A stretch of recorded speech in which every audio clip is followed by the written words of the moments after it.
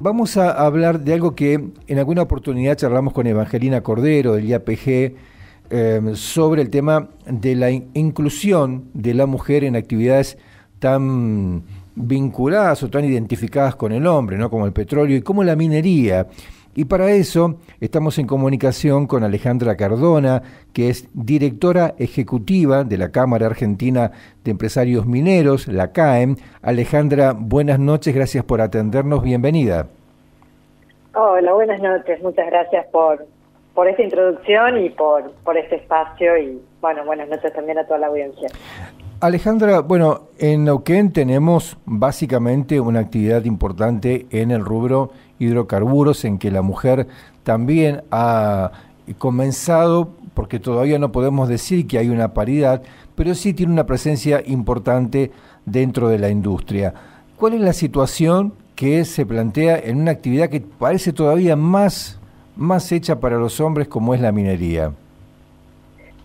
Bueno, es una muy buena pregunta para comenzar. En el ámbito minero se viene trabajando desde hace unos años por la inclusión de la mujer, y es cierto esto que destacás, la minería es una actividad que tiene roles tradicionalmente masculinos, y se asume que se desempeñan ciertas funciones o que ciertos puestos de trabajo dentro del sector minero son en el imaginario de la gente para muchachos robustos y con mucha fuerza física. Uh-huh. Y la realidad nos ha demostrado que eso no siempre es así, ¿no? Hay algunas posiciones que pueden ser de un requerimiento de esfuerzo físico y otras no tanto. La realidad es que la mujer poco a poco se ha ido acercando a estos espacios, dejando de lado un poco las tareas de cuidado que tradicionalmente se le asignan, pero también incorporándose a la industria en tareas que replican esa faceta de cuidado que las mujeres dicen naturalmente tenemos. Entonces, al entrar a trabajar en cualquier actividad, y en este caso particular, en la industria minera, se venían replicando este sesgo, y la mujer ocupaba puestos de administración o de cocina o de maestranza o de asistente de, y muy pocas mujeres llegaban a ocupar puestos de jerarquía o puestos más técnicos, ¿no? Uh-huh. más asociados tradicionalmente a los hombres. En los últimos años eso por suerte ha venido cambiando, y un poco tiene que ver con el fomento que se está dando para que la mujer y otras diversidades puedan acceder a nuevos espacios, para que la formación también pueda romper con estos sesgos que limitan uh-huh. La inserción de las mujeres en estos espacios tradicionalmente masculinos. Uh-huh. Hoy todavía estamos con un camino por recorrer bastante largo. Los números apenas muestran un 10% de participación de la mujer en la industria minera. En algunos segmentos de la industria hay más presencia, como por ejemplo el segmento de las empresas de litio tienen un porcentaje un poco mayor, pero en líneas generales sigue siendo bajo. Pero ya es una muestra de que estamos ante un cambio, ante un nuevo paradigma y ante una mirada un poco más abierta desde la industria hacia este nuevo camino. Uh-huh. Alejandra, en el caso de la industria petrolera, la tecnología ha jugado un rol importante en que las mujeres que trabajan específicamente en el campo, que no están en una oficina, puedan acceder a manejar equipos, maquinaria, camiones, porque la tecnología ha permitido que no haga falta tener fuerza, sino capacidad, conocimiento, destreza, ¿no? ¿Qué pasa en la industria minera? ¿Qué posibilidades brinda la tecnología para que la inclusión de la mujer sea más amplia? Y pasa algo más o menos similar, ¿no? También el desarrollo o el avance tecnológico ha permitido que las mujeres puedan ocupar ciertos puestos, y hoy casi es en algunas operaciones un puesto de excelencia. El manejo de esos grandes camiones que denominamos fuera de ruta, sí, son en su mayoría conducidos por mujeres. Y también que desde ciertos ámbitos de formación académica o educativa se ha logrado romper, o algunas mujeres, mejor dicho, se han atrevido a romper con algunas barreras y a formarse en carreras como geología, higiene y seguridad, ingeniería, en algunos perfiles más técnicos, y eso permite también que las posiciones a desempeñar estén en ámbitos donde habitualmente no hubieran podido estar, y que además podamos contar hoy con algunos equipos de trabajo técnicos que sean mixtos o a veces liderados por mujeres. Entonces, hay como un recorrido que la audiencia seguramente va a identificar cuando se habla de las barreras que limitan el ascenso o la inserción de las mujeres en las industrias, que tiene que ver con los techos de cristal, que le llaman, o los pisos pegajosos, ¿no? Que son esas limitaciones casi invisibles que hacen que las mujeres no puedan ascender a ciertas posiciones. Pero también hay, en la horizontalidad, hay como paredes de cristal que impiden el poder desplazarse entre ciertas posiciones. Y a eso se suman algunas desigualdades que son de base, que es un poco el trabajo que llevamos adelante ahora en poder hacerlo visible, ¿no? Claro. Cuando se habla de la igualdad de acceso a un puesto de trabajo, si bien se presentan requisitos que pueden ser fácilmente cumplimentados tanto por hombres como mujeres, se suele perder de vista que a veces la mujer no aplica a ciertas posiciones porque tiene a cargo los hijos o alguna persona mayor, o tiene que ocuparse de ciertas tareas en el hogar, y entonces debe renunciar a esto para poder acceder a un trabajo. Normalmente los hombres no atraviesan esta situación. Entonces, la equidad tiene que ver con poder visibilizar que hay una brecha de inicio para poder facilitar esa inserción. Y lo siguiente es garantizar los salarios iguales para una misma posición independientemente del género de las personas. Claro. Te iba a preguntar justamente sobre eso, ¿no? Sobre el tema salarial. ¿Qué pasa con la misma tarea, hay misma remuneración o no sucede eso? En la industria minera se procura que sí, que haya una igualdad en ese sentido, ¿no? Que haya para idénticas tareas una remuneración que sea igual independientemente del género. También hay que observar las cadenas de valor en torno a la industria y esa dispersión, digamos, donde uno tiene un levantamiento de datos que viene dado por algunos trabajos de consultoría o algunos relevamientos que están haciendo organizaciones que se están dedicando a esto. Se pueden identificar algunas situaciones que no coinciden con esto que estoy diciendo, pero en líneas generales el trabajo minero está tan transparentado que no es difícil encontrar una diferencia si es que existe, ¿no? Entonces está siendo bastante prolijo.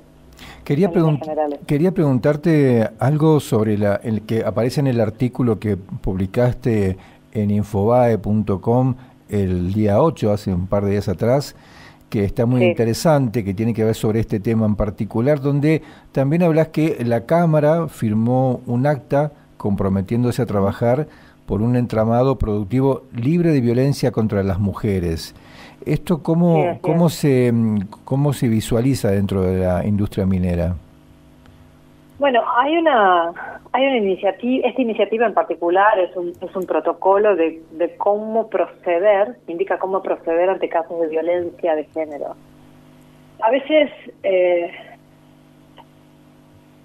quiero decirlo en palabras sencillas para que no se malentienda, pero digo, hay situaciones que tenemos naturalizadas y que cuando analizamos podemos identificar que se trata de ciertas situaciones que son de violencia o de abusos, y esos abusos son abusos de poder, ¿no? Por ahí un jefe que tiene ciertas exigencias para con una persona, o algunos comentarios que pueden resultar ofensivos, o situaciones que se dan en el trato cotidiano, que no llegan a ser una situación escalada o dramática, pero que de a poco van menoscabando cierta relación o cierta posición o la autoestima de la persona que lo sufre. Entonces, este protocolo básicamente lo que indica es cómo identificar eso y cómo proceder ante esos casos, y también cómo actuar en caso de que la organización reciba una denuncia, ¿no? A veces es difícil manifestar que se está atravesando una situación de esta, porque por un lado hay que reconocer la propia vulnerabilidad y por otro lado uno debe ponerse enfrente de quien posiblemente tiene una relación de poder para con uno. Entonces,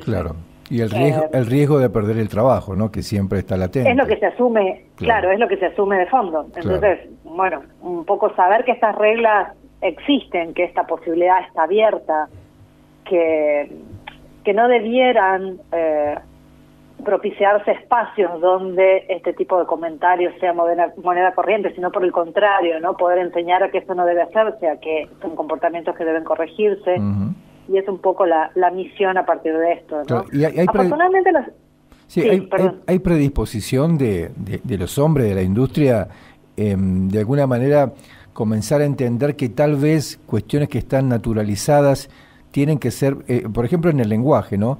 Tienen que ser revisadas, pero entendiendo que tal vez no hay una manifestación específica, concreta, intencional de dañar al otro, sino que está tan naturalizado que se utiliza así. Digo, hay predisposición para cambiar esa forma de manejarse a través de capacitaciones, de talleres. Se han ofrecido, a ver, por un lado están lo que son los estándares o las políticas, y es lo que desde las más altas jerarquías, digamos, se comparte hacia la organización, y por otro lado está cómo se implementa eso hacia el interior de cada empresa. Y allí la tarea que dan quienes están a cargo de las áreas de recursos humanos o capital humano, como se suele decir ahora, o de responsabilidad social o de relaciones con la comunidad, en fin, son aquellos que intervienen en las pautas de comportamiento, y entiendo que la mayoría de las empresas que están trabajando con altos estándares internacionales, entre los cuales están, por ejemplo, los Objetivos de Desarrollo Sostenible, donde hay un objetivo en particular que es por la equidad de género, debieran encaminar sus políticas a armonizar sus procedimientos para que sean consecuentes con estos objetivos que son aspiracionales y que son los que orientan, ¿no?, el proceder. Entonces, te cuento una anécdota para contarte cuál es la bajada específica de esto, y es algo que me tocó vivir en algún momento en una operación. Había muy poquitas mujeres trabajando en ese sitio, y estoy hablando de 2 o 3 mujeres en un sitio donde había unos 60 o 80 hombres. Claro. Entonces, cada vez que ingresábamos a un galpón donde había algunas oficinas y se hacían tareas de mantenimiento, había uno de los muchachos que colocaba como un banderín, como una banderita de escritorio, la ponía arriba del CPU de una máquina. Era un movimiento que hacía casi mecánicamente. Entonces un día, cuando notamos que cada vez que entrábamos ponía esa banderita, preguntamos para qué era eso, y era una señal que habían acordado todos para moderar el lenguaje y no ser ofensivos mientras estábamos las chicas presentes. Entonces se valoró mucho, pero la realidad era que había que ir un pasito más allá, y no solo no cuidar el lenguaje cuando están las chicas presentes, sino hacerlo todo el tiempo. Claro. Y acá lo importante es eso, el lenguaje construye realidad. No me voy a cansar de decirlo, lo que decimos es lo que hacemos que exista. Entonces, cuando tenemos algunos comentarios que están naturalizados porque nos resultan divertidos, y hay muchos chistes que se basan en este tipo de comentarios, la realidad es que eso traduce que de fondo hay una verdad que se esconde y que es lo que hay que corregir. Y además naturaliza esa cuestión graciosa, naturaliza que se mantenga en el tiempo una cuestión cultural que no es la mejor, ¿no? Claramente. Ahora, una pregunta que tiene que ver con aquellas mujeres que pueden llegar a estar interesadas en ingresar en la industria de la minería. Yo no conozco cómo es el mercado hoy laboral para la industria minera, y qué posibilidades hay para las mujeres que quieran ingresar en la misma. Bueno, tenemos hoy minería básicamente en las provincias que están ubicadas sobre la parte oeste del país, desde Jujuy hasta Santa Cruz. Y bueno, el norte está ahora siendo un foco de atención por la cantidad de proyectos mineros de litio que hay en esa zona. Ya desde la zona de Cuyo hasta la Patagonia son más que nada proyectos metalíferos de oro, plata y algunos de cobre que están también aguardando su momento para empezar a construirse y posteriormente empezar a producir. Y quienes deseen insertarse en la industria debieran estar atentos a las publicaciones que circulan sobre todo en redes como LinkedIn, por ejemplo, donde hay muchas empresas que están haciendo allí públicas sus búsquedas. La gran mayoría comparte, porque bueno, hay algunos que todavía conservan esta mala práctica, ¿no?, de indicar el sexo, claro. sexo masculino, sexo femenino en algunas búsquedas. Eso poco a poco se está dejando. Pero digo, hay que estar atento a esas búsquedas. Esos espacios son los más usuales. Las oportunidades están y la verdad es que lo que se busca es identificar gente con capacidad y ganas para trabajar y desempeñar funciones en el puesto que sea. Claro. No puedo decir mucho más que esto, digo, es eso, Claro. las oportunidades están y cada vez va a haber más. Entonces creo que quien esté interesado es un buen lugar por donde empezar a buscar. Bien. Lo último, preguntarte cuál es tu opinión sobre el hecho de tener una secretaria de Energía de la Nación, ¿no? Que algo que creo que no había ocurrido nunca antes y que, según mi opinión y la de mucha gente en la industria, está cumpliendo con su tarea de una manera realmente muy, muy buena, superando inclusive a sus antecesores varones, que no debería ser un parámetro, pero digamos, uno no puede evitar hacerlo, ¿no? Sí. Bueno, ahí hay un caso que es emblemático, ¿no? Cuando, no sé si antes de ser nombrada la ingeniera Rollón en esta secretaría, si los secretarios que estuvieron previamente al momento de asumir la función fueron literalmente escaneados en sus antecedentes y dados a conocer a la opinión pública. Digo, son pocos los casos donde cuando un hombre asume un rol de dirección o de una alta posición, ya sea funcionario dentro de una empresa, ¿no? Son pocos los casos donde se hace esto, un paneo de cuál es el antecedente y donde se trata de identificar si realmente es capaz para el puesto para el que fue nombrado. En el caso de la ingeniera Rollón, recuerdo publicaciones que se compartieron donde se contaba cuál era su pasado, de dónde venía, qué formación tenía, si tenía o no capacidades para dirigir una cartera como la que le tocaba, si amiga de quién era, con quién estaba vinculada. Digo, hubo un análisis muy pormenorizado para ver si realmente estaba a la altura de las circunstancias. Creo que ha dado muestras de su capacidad. Es una persona que viene de muchos años de trabajo en ámbitos de gestión y no solo por su formación, que es ingeniera, sino por la experiencia que ha tenido en ámbitos privados y públicos.